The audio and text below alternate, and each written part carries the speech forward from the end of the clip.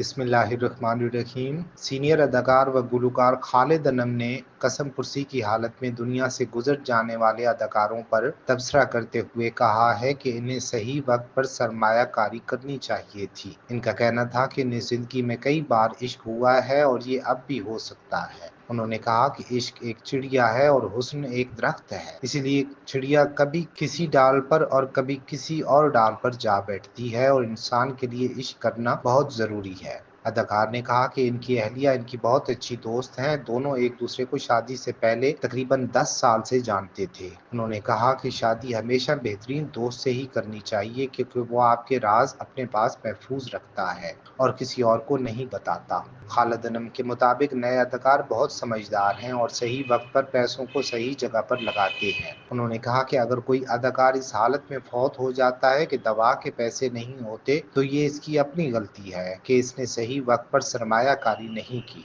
खालिद अनम ने मजीद कहा कि हमें बचपन से ही पैसों को जमा करने का हुनर सीखना चाहिए और मर्द हो या औरत दोनों को फारिग नहीं बैठना चाहिए, बल्कि काम करते रहना चाहिए।